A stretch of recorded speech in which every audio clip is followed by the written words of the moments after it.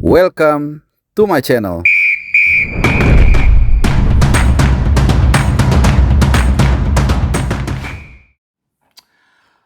Halo teman-teman semua, ketemu lagi di channel ini.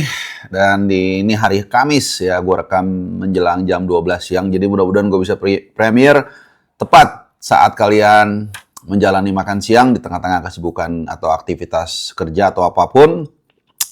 Senang sekali bisa kembali menyapa teman-teman semua. Ini adalah video pertama gue setelah Piala Dunia 2026 usai. Jadi kita semua sudah tahu hasilnya. El Matador atau La Furia Roja keluar sebagai yang terbaik di turnamen 4 tahunan ini. Banyak catatan tentunya yang bisa kita bahas sebelum nanti kita akan loncat kepada next event, yaitu Piala AFF dan juga Piala Presiden. Tapi teman-teman, sebelum kita ke sana, ada satu informasi yang cukup penting yang ingin gue sampaikan. Seperti mungkin kalian sudah lihat juga di thumbnailnya. Jadi di kesempatan ini gue ingin mengajak kita kolaborasi lah istilahnya ya. Jadi di tengah situasi ekonomi kita yang mungkin sangat menantang ini, gue ingin atau kita tidak ada salahnya untuk saling membantu, bahu-membahu, saling support. Ya salah satunya dengan di CBH kali ini gue akan menawarkan placement gratis. Jadi buat teman-teman pelaku UMKM, mungkin penjual keripik, mungkin penjual parfum, makanan ringan, minuman atau apapun yang tergolong UMKM dan kalian butuh tempat untuk promosi. Jadi gue menyediakan untuk kalian. Dari silakan hubungin, nggak tahu gimana nanti teknisnya. Mungkin di sini gue edit ya nomornya. Nanti admin ada yang siap untuk memverifikasi dan kemudian mempromosikannya secara gratis ya buat teman-teman semua. Jadi semoga ini bermanfaat. Tapi tentunya kalau bisa disiapkan sebaik mungkin. Misalnya produknya ini apa, kemudian juga kalau bisa ada flyernya sehingga bisa membantu netizen yang lain yang ingin mengkonsumsi atau membeli ya produk kalian itu lebih mudah gitu ya. Entah kontaknya, entah linknya di Shopee atau dimanapun ya. Jadi itu ya semoga bermanfaat dan kita lihat seperti apa animonya dan teknisnya. Nah, kita langsung aja ke mungkin kita sedikit flashback ya ke Piala Dunia karena ini baru selesai 3 hari lalu lah kurang lebih ya 3 hari lalu karena walaupun final itu minggu di Amerika Serikat di New York. Tapi di kita sudah sampai subuh ya, dan gue kebetulan waktu itu siaran juga kan sampai extra time, jadi sampai jam 5 kalau nggak salah, sampai jam 5 lewat, sampai selebrasinya bahkan setengah 6, jam 6 pagi Senin, gitu. Jadi pertama selamat buat La Furia Roja yang tampil sangat sempurna dalam ukuran sebagai seorang juara Piala Dunia, mereka tampil sangat baik, hanya kebobolan 1 kali, jadi ini rekor tim juara Piala Dunia tapi paling sedikit kebobolannya hanya 1 kali. Sepanjang sejarah itu belum ada tim juara itu hanya 1 kali kebobolan. Yang paling sedikit itu yang gue tahu ya dalam 30-40 tahun terakhir itu Prancis tahun 98 itu hanya 2 kali kebobolan. Lalu Italia 2006 itu juga hanya 2 kali kebobolan lawan Amerika Serikat. Lalu di final lawan Italia yang satu sama yang tandukan Zidane ya. Kemudian 2010 Spanyol sendiri di mana di babak grup mereka kebobolan 1 kali lawan Swiss, 1 kali gue lupa. Tapi intinya 2 kali, walaupun mereka juara dan artinya ya Spanyol secara nggak langsung juga mengalahkan rekor mereka sendiri. Ya kemudian memborong sejumlah penghargaan pemain terbaik juga, mulai dari Pau Cubarsí ya, pemain terbaik atau pemain muda terbaik ya, pemain muda terbaik ya. Itu luar biasa ya bagaimana 3 tahun lalu dia masih main di Jakarta, main di JIS juga kalau nggak salah, di Manahan juga, tapi dalam rentang 3 tahun dan masih di usia 19 tahun, dia bisa mampu mencapai apa yang paling diinginkan oleh seluruh manusia terkait sepak bola yaitu Piala Dunia. Masih 19 tahun teman-teman, jadi ini satu inspirasi yang sangat positif yang kita pikir ya bisa kita ambil lah manfaatnya. Kemudian Golden Gloves itu diraih oleh siapa? Oleh Unai Simon. Jadi Pau Cubarsí itu pemain muda terbaik ternyata ya. Karena bersaing dengan Lamine Yamal. Tadinya gue pikir Lamine Yamal karena biasanya kalau back bersaing dengan pemain depan itu lebih seksi pemain depan yang dijadikan dijadikan sebagai pemain terbaik. Tapi mungkin kesan Pau Cubarsí ini lebih kalem, mungkin itu menjadi penilaian dari panel, mungkin ya. Dan tentunya juga Rodri menjadi pemain terbaik turnamen, dan gue pikir ini akan melit dia untuk menjadi peraih Ballon d'Or yang akan datang, maybe.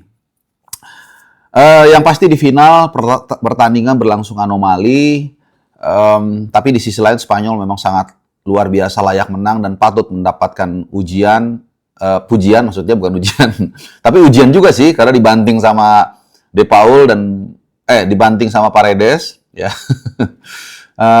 Brutal banget memang Argentina, dan mereka tidak bisa melepaskan satu single shot on goal pun. Jadi ini rekor finalis Piala Dunia nggak bisa melepaskan satu tembakan ke arah gawang.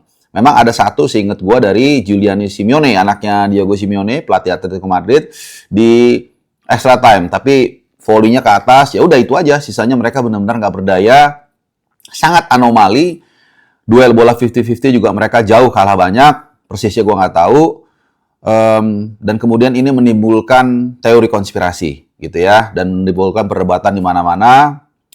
Ada yang mengatakan, ya Spanyol memang menang. Iya, memang betul. Memang Spanyol menang. Bukan hanya menang di atas lapangan, tapi juga di luar lapangan. Bagaimana kita lihat attitude mereka, adab mereka sangat fantastik. Dan gue yakin banget ini karena wejangan dari seorang Luis de la Fuente. Yakin banget gue. Karena kita lihat dia begitu sosok yang begitu dihormati. Jadi anak-anak yang rataan usianya ini memang cukup muda, teman-teman. 26, sekian lah. 26,2 kalau gue nggak salah. Sementara Argentina 29,2 juga, jadi beda 3 tahun. Dan ya relatif lebih mudah lah mengaturnya. Dan Luis de la Fuente ini kan pelatih yang sudah menggeluti atau membesut La Furia Roja sejak lama. Kalau nggak salah 2017 atau 18, lupa. Udah lama lah, dari mulai kelas usia, terus sempat juara Euro atau apa segala macam, naik kemudian sampai tim nasional senior dan membawa Spanyol juga meraih Euro 2024. Dan 2026 Piala Dunia. Jadi ini pertama kali juga nih tim atau negara yang meraih back-to-back juara dunia dan juara konfederasi, ya misalnya Euro dan Piala Dunia, atau mungkin Copa America dan Piala Dunia selama 2 kali. Jadi sebelumnya tahun 2008 dan 2010. 2008 Euro, 2010 Piala Dunia. Kalau Prancis pernah juga sekali, tapi 98 juara dunia, tahun 2000-nya Euro. Kalau nggak salah Jerman Barat juga pernah 72 Euro, 74 Piala Dunia. Nah, dengan profil seperti itu, para pemain Spanyol yang relatif muda ini itu lebih mudah diatur, tapi mereka juga punya kualitas dan punya pelatih yang bagus. Hasilnya kita lihat, segala hadangan yang didapatkan oleh Spanyol mampu mereka lewati, termasuk juga permainan brutal dari Argentina di partai puncak ya. Itu ada klipnya di mana-mana. Bahkan termasuk juga sangat disayangkan ada provokasi dari Messi ya. Ketika, bagus juga ya provokasi dari Messi, ketika Cucurella itu mau diaduin gitu, kayak teman sekelas yang ngaduin ke guru gitu, Bu itu nakal Bu gitu ya, kira-kira seperti itu. Ketika dia begini, tapi sebenarnya kalau yang gue tahu ya, Cucurella itu mau ngasih tahu nih gue ada luka di sini gitu, kan dia bukan nutup begini nih, tapi dia gini gitu. Teman Messi bilang, oh itu tuh wasit seolah-olah ya, itu nutup mulut tuh harusnya kartu merah gitu. Itu kan padahal enggak ya. Dan gue salut sama Cucurella dengan segala problematika hidupnya. Gak usah gue sebutkin di sini. Yang tampil sangat energik dan juga unik. Kalau di tongkrongan ini biasanya ada satu orang yang ya gayanya berbeda dan suka banyol. Nah, itu yang sebenarnya harus kita sayangi. Karena itu yang membuat suasana hidup. Dan itulah Cucurella. Dan juga berprestasi. Jadi balik lagi, dengan segala macam provokasi yang dilakukan oleh para pemain tim Tenggo, Spanyol sama sekali tidak terpancing. Ini luar biasa. Jadi mereka makanya gue bilang bukan hanya menang di atas lapangan, tapi juga di luar lapangan memenangkan begitu banyak hati fans ya. Tapi sekali lagi, gue tidak mau berdebat soal misalnya seperti apa yang dikatakan Toni Kroos, bahwa ini adalah kemenangan sepak bola. Ya, setiap tim bebas saja punya memainkan gayanya, misalnya bertahan, menyerang, gegenpressing, atau staying power Jerman tahun 90-an itu oke aja gitu. Tapi ya menang, memang Spanyol layak. Soal teori konspirasi itu ya, itu biarlah menjadi diskusi kita yang menjadi menarik ya. Menurut gua kalau dari aspek media ini justru bagus, karena nggak datar-datar aja, menangnya gitu-gitu aja. Mungkin kalau kita bisa ingat itu salah satu yang paling datar itu 2018. Ya udah, Prancis juara, kontroversi itu kan kadang-kadang kalau di media ya, bad news is good news gitu ya. Jadi ada yang mengatakan Messi mengatakan sesuatu di tunnel sampai zona nangis segala macam, kemudian ada kaitannya dengan banner yang bentangkan oleh para pemain Argentina di laga lawan Inggris kalau nggak salah ya, Malvinas belong to us gitu. Ini yang akhirnya memicu kontroversi dan teori konspirasi bahwa katanya itu nggak diusut karena ini bisa panjang katanya, bisa di-ban 10 tahun di Piala Dunia Argentina dan juga para pemain Argentina bisa dipersulit main di Inggris karena mereka mencolek ya singa tidur kan Three Lions ya 3 lagi kan, dan katanya itu nggak akan diperpanjang asalkan mereka kalah. Tapi nggak tahu, ini kan teori-teori konspirasi dan obrolan tongkrongan yang bebas-bebas saja, sah-sah aja orang mendiskusikannya. Jadi biar otak kita nalar juga, terlepas dari mana yang benar, mana yang salah. Oke, cukup panjang ya kita bahas soal Piala Dunia. Jadi ini videonya akan lumayan panjang, jadi kalian bisa siapkan sambil mungkin makan siang, atau kalau kalian nonton sore ini sambil mungkin di jalan, atau kalau kalian lagi di rumah habis kantor, nontonnya bisa sambil rebahan segala macam, siapkan makanan dan kopi. Jadi ini kita masih ada bahas lagi 2 yang akan kita pantau setelah Piala Dunia. Jadi again, selamat buat Spanyol. Thank you for the wonderful 39 days ya, dan kebetulan gue juga bawakan Piala Dunia kali ini. Banyak catatan juga mungkin. Jadi balik lagi nih bahwa ya Piala Dunia ini jangan terlalu serius lah gitu ya, jangan terlalu kayaknya mau wow Ronaldo paling hebat, Messi paling hebat, Piala Dunia begini ya. Oke, ada catatan-catatan tapi nggak usah terlalu serius, kita nikmati aja lah turnamen ini, dan ya kita hanya bisa bilang assalamualaikum Maroko, lalu bienvenidos Spain ya, kalau Portugal ya, selamat datangnya gue nggak tahu, dan juga Paraguay, Uruguay dan juga Argentina yang akan jadi menggelar 3 partai pembuka di 2030, dan kemudian sisanya di Spanyol, Portugal dan juga Maroko. Dan lama sekali kita nunggu ya, ada yang bikin meme juga tuh, masih lama puasa Piala Dunia, 3 tahun, 11 bulan, dan 3 minggu lagi, apa kira-kira gitu ya. Kalau gue sih, nah ini sebelum kita tutup soal Piala Dunia, kita ngobrol santai aja, teman-teman juga sambil dengerin, mungkin sambil punya reaksi yang berbeda, atau mungkin sama, silahkan. Kalau gue pribadi sih mengusulkan sebenarnya Piala Dunia itu 2 tahun sekali. Ya kan, 4 tahun itu terlalu lama nunggunya, menurut gue. Ya, masalah teknis itu nanti ya mungkin bisa dipikirkan lah. Kenapa? Karena kan kalau kita setuju ya, Piala Dunia itu kan menyajikan joy buat kita, happiness lah. Siapa yang nggak senang nonton Piala Dunia? Dan kalau bisa joy-nya dikali 2 kan, kenapa enggak gitu 2 tahun sekali gitu. Apalagi asumsi ya, misalnya katakanlah umur kita sekarang 30 lah misalnya ya, 30 atau 40 lah, 40 anggaplah umur kita sampai 80. Berarti kan 40 tahun sisanya. Nah, berarti kita hanya bisa nonton, kebahagiaan nonton Piala Dunia itu 10 kali lipat. 10 pertandingan, 10 Piala Dunia. Nah, kalau dikali 2 kan jadi 20. Jadi happy-nya 20 kali lipat. Siapa tahu itu bisa menjadi berkah juga, bisa membuat segalanya lebih bagus. Dan ini biasanya sejalan dengan orientasi utama FIFA apa? Cuannya lebih banyak gitu. Tapi itu kan ide yang random lah gitu ya. Jadi jangan juga terlalu bagaimana-gimana. Silahkan juga kalau kalian mungkin punya pandangan yang berbeda gitu ya. Soal jumlah tim sih, kalau gue sebenarnya senangnya 32 ya. Tapi ya nggak mungkin mundur lah, nggak mungkin berkurang lagi, pasti 48 tetap, bahkan ada usul mau ditambah 62. Waduh, kalau ini gue 64, sorry. Kalau ini gue sangat tidak setuju ya, lama-lama jadi kurang eksklusivitasnya Piala Dunia itu kalau sampai 64. Ya, tapi kita lihat aja nanti bagaimana di 2030 Piala Dunia akan berlangsung, yang pasti jamnya akan lebih enak. Apalagi nanti di Saudi 2034 itu lebih enak lagi jamnya. Seperti di Qatar lah waktu itu kalau teman-teman ingat ya.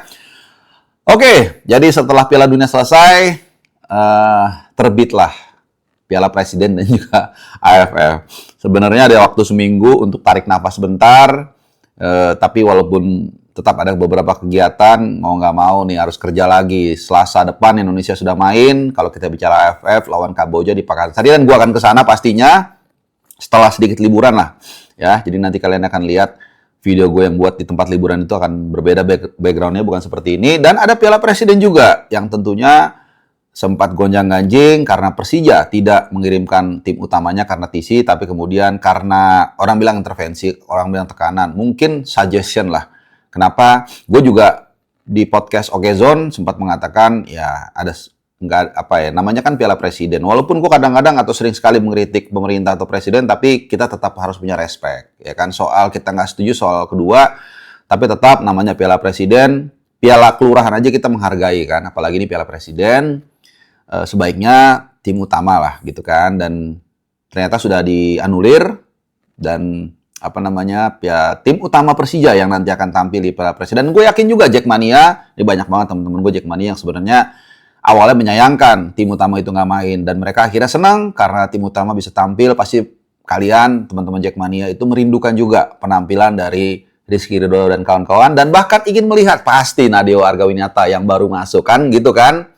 Jadi gue rasa make mistake ya tim manajemen Persija dengan sempat awalnya mengirimkan tim EPA, tapi kemudian dianulir. It's okay lah, make mistake but don't lose the lesson. Jadi mereka tetap mengirimkan tim utama, dan ini membuat pagelaran Piala Presiden tentunya sangat menarik karena ini akan juga kita bisa lihat ya pemain-pemain baru, kemudian strategi baru, pelatih baru juga di turnamen yang akan berlangsung hari Jumat ini besok ya gitu. Jadi kita akan lihat nih apakah Persib Bandung ya, tim kebanggaan dari Tatar Sunda, ini calon nama baru dari Provinsi Jawa Barat, akan bisa 4 trik ya, hat-trick, quadrick ya, bisa quadrick ya, karena diem-diem nih tipikalnya Pangeran Biru gitu, tiba-tiba tak Peralta masuk ya kan, tak diem jual-jual Ciro, jual-jual Nick Wipers, jual siapa lagi, David da Silva, tiba-tiba masuk tak Eliano masuk, Tom Hai juara 3 kali, itu jangan-jangan 4 kali. Tapi yang gue tahu kebanyakan temen gue juga banyak bobotoh itu lebih pengen Pangeran Biru itu bersinar di ACL 2 gitu. Kemarin kan hanya sampai babak 16 besar, kepleset dari Ratchaburi. Mereka berharap paling nggak bisa sampai mungkin semifinal kali ya, mungkin. Nah, nanti kalian bisa komen di sini kira-kira ekspektasi kalian tuh teman-teman bobotoh tuh sampai di mana sih Persib Bandung. Gue yakin kalian pasti pengen juara, tapi jujur apalagi jangankan juara, final pun berat menurut gue ya. Mudah-mudahan gue salah, tapi ini kan hanya analisa positif gue. Adam Malik sempat menargetkan final, menurut gue sangat berat lah, realistically, karena kemarin kita lihat ya dari timur, tim-tim timur aja, Gamba Osaka, kemudian juga tim-tim dari Korea Selatan ini kuat-kuat kan, apalagi nanti ketemu dari tim-tim Timur Tengah. Tapi ya nggak ada yang nggak mungkin, kita lihat aja sejauh mana Persib bisa melangkah, tapi gue yakin at least lebih baik dari musim lalu, setidaknya, jadi masuk 8 besar kalau bisa. Nah, kita akan lihat dari persiapan Piala Presiden ini. Nah, dari Presiden kita akan melangkah juga ke AFF, Piala AFF ya. Ini yang udah ditunggu untuk pecinta timnas. Tentunya kita akan lihat klaster timnas di AFF. Ini klaster yang beda dari tim nasional utuh. Jadi mungkin kekuatannya sekitar 2/3 mungkin ya. Karena tim-tim pemain-pemain yang merumput di Eropa seperti Jai Itses yang kemarin juga sudah ini timnya main lawan Padova, menang 4-1, tapi yang bersangkutan nggak tampil. Mungkin karena kalau nggak salah nggak tampil ya. Kayaknya habis lahiran anaknya. Jadi mungkin dia masih fokus, gue nggak tahu. Setahu gue sih nggak main kemarin ya. Terus Elkan Bagot juga sudah main di pramusim di lawan Gillingham, sayang kalah gitu ya. Jadi ini nggak bisa bela timnas untuk AFF. Kelvin Verdong, kemudian Kevin Dix, Justin Hapner, pokoknya main di Eropa tuh hampir nggak bisa main. Tapi masih banyak pemain yang bisa membela timnas untuk AFF nanti. Ada Ragnar, ada Sandy Walsh, ada Tom Hai, ada Eleanor Renders, ada Ivar Jenner, ada siapa lagi? Ada Rafael Struijk kalau nggak salah. Jadi udah 23 pemain ini, gue pikir sih ya udah kelihatan lah bentuknya seperti apa, siapa yang akan jadi tim pemain utama. Kemungkinan Nadeo di bawah Mister Gawang, Rizky Ridho di jantung pertahanan kita. Lalu ada Donitri di kiri, Tom Hai, Eleanor Renders, siapa lagi strikernya? Ada Ragnar, Sandy Walsh di kanan. Jadi cukup kuat juga. Dan ya gue berharap nanti kita bisa tampil semaksimal mungkin dan menyelesaikan rasa penasaran kita yang nggak pernah juara sejak turnamen ini digelar tahun 96. Saat itu namanya masih Piala Tiger. Sampai sekarang udah 30 tahun nggak pernah juara. Hanya runner up 6 kali. Apes banget ya. Gue sampai lupa ya. Kita tahun berapa tuh runner up? Kalau nggak salah 2000, 2002, 2004, 2010. Pokoknya 6 kali lah, banyak ya. Sampai zaman Sintayong juga sekali. Kalau nggak salah 2022 ya. Banyak lah, 6 kali lah ya. Mudah-mudahan kali ini kita bisa menuntaskan dahaga gelar di AFF. Dan sekaligus menyelesaikan perdebatan yang nggak pernah selesai nih. Perlu nggak perlunya merebut AFF, ya kan? Tapi menurut gue sih ya, kalau kita mau jawab jujur sih ya perlu-perlu aja, namanya dapat piala, siapa sih yang nggak mau, kan itu aja basicnya. Dan seperti berkali-kali gue bilang, kalau kita menang piala AFF, maka ada 2 manfaat utama. Pertama, menjadi modal bagi mental para pemain kita dalam menyambut nanti Piala Asia yang akan bergulir Januari-Februari, dan tentunya menjadi validasi buat John Hartman. Ini kan penting ya. Jadi gue berharap yang terbaik dan kita dukung sama-sama. Yuk datang ke stadion, karena kayaknya kemarin tiket gue lihat di yang lawan Kamboja dan Vietnam masih agak sepi-sepi nih, gitu ya. Kita belum tahu apakah memang, padahal kapasitas Pakansari kan kecil. Ini beda banget waktu round 3. Waduh, round 3 tiketnya mungkin 10 juta juga dibeli sama orang ya. Penuh teman-teman, kalian bisa lihat. Apalagi menjelang 2024 waktu itu kan, menjelang lawan Jepang dan Saudi itu luar biasa. Vibes-nya tuh elektrik kalau orang bilang gitu ya. Jadi kita sama-sama dukung timnas, walaupun mungkin kita punya pandangan yang berbeda-beda, tapi ya saatnya kita kembali bergandengan tangan, kemudian sama-sama menyanyikan lagu Indonesia Raya di stadion dan menghormati bendera merah putih yang akan dikibarkan tentunya. Dan gue nggak sabar melihat sejauh mana langkah Garuda bisa terbang tinggi kali ini. Dan kalau kita lihat dari komposisi di grup Indonesia ini, gue sih berharap kita lolosnya juara grup dan ketemu Malaysia nanti di semifinal, supaya bisa ke Kuala Lumpur sambil makan nasi kandar. Ada alasan away.